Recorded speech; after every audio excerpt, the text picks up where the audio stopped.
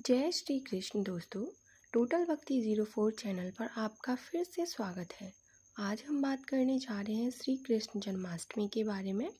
जन्माष्टमी कब है, कहाँ कहाँ कौन सी तारीख को मनाई जाएगी, शुभ मुहूर्त, पूजा विधि, व्रत कथा और ख़ास धार्मिक महत्व के बारे में। तो आइए इस पावन अवसर की संपूर्ण जानकारी एक साथ जानते हैं। सबसे पहले हम जानेंगे जन्माष्टमी कब है। हिंदू पंचांग के अनुसार भाद्रपद मास के कृष्ण पक्ष की अष्टमी तिथि को भगवान श्री कृष्ण का जन्मोत्सव धूमधाम से मनाया जाता है। साल 2025 में अष्टमी तिथि 15 अगस्त शुक्रवार की रात 8:23 से प्रारंभ होगी और 16 अगस्त शनिवार की रात 10:09 तक रहेगी। इस बार अष्टमी तिथि और रोहिणी नक्षत्र का संयोग विशेष पुण्यदायी माना जा रहा है। वृंदावन और मथुरा में जन्माष्टमी कब मनाई जाएगी? धार्मिक परंपरा के अनुसार जब अष्टमी तिथि और रोहिणी नक्षत्र का संयोग रात में हो तभी जन्माष्टमी मनाई जाती है। इस वर्ष पंचांग भेद के कारण मथुरा और वृंदावन में जन्माष्टमी का पर्व 16 अगस्त शनिवार को मनाया जाएगा। 15 अगस्त को कई स्थानों पर गृहस्थ लोग व्रत करेंगे, जबकि 16 अगस्त को मुख्य मंदिरों में निशीत काल में भगवान का जन्मोत्सव होगा। तो चलिए जानते हैं हम पूजा और शुभ मुहूर्त के बारे में।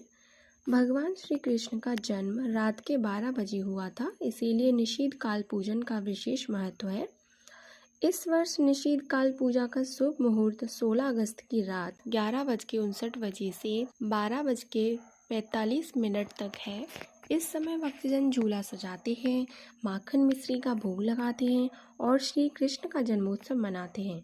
तो चलिए अब जानते हैं व्रत और पारण का क्या मुहूर्त रहेगा। जन्माष्टमी व्रत का पारण 17 अगस्त की सुबह किया जाएगा। पारण का शुभ समय सूर्योदय के बाद लगभग 5:50 से 8:30 तक रहेगा। पारण के समय तुलसी मिश्रित पंचामृत, माखन, मिश्री, फल और मिठाई का सेवन करना शुभ माना जाता है। तो चलिए अब व्रत की कथा शुरू करते हैं।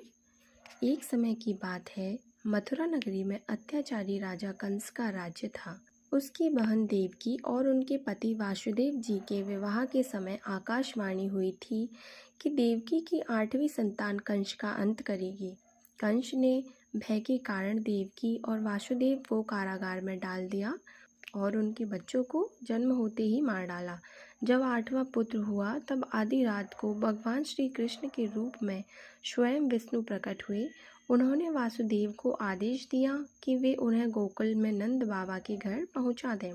वसुदेव जी ने सिर पर टोकरी में बालक को रखा, यमुना नदी पार की और नंद बाबा के घर श्री कृष्ण को छोड़कर वहां से कन्या को ले आए। यही वह पावन क्षण है जिसे जन्माष्टमी पर स्मरण किया जाता है। तो चलिए अब पूजा की विधि के बारे में जानते हैं। सबसे पहले सुबह स्नान करके व्रत का संकल्प लें और श्री कृष्ण के नाम का जप करें। घर के मंदिर को गंगा जल से शुद्ध करें और फूलों से सजाएं। रात में 12 बजे श्री कृष्ण का जन्मोत्सव मनाएं। उन्हें पीले वस्त्र पहनाएं, तुलसी दल और माखन मिश्री का भोग लगाएं, भजन कीर्तन करें और जन्म के बाद आरती उतारें। जन्माष्टमी पर व्रत करने से पापों का नाश होता है और मोक्ष की प्राप्ति होती है।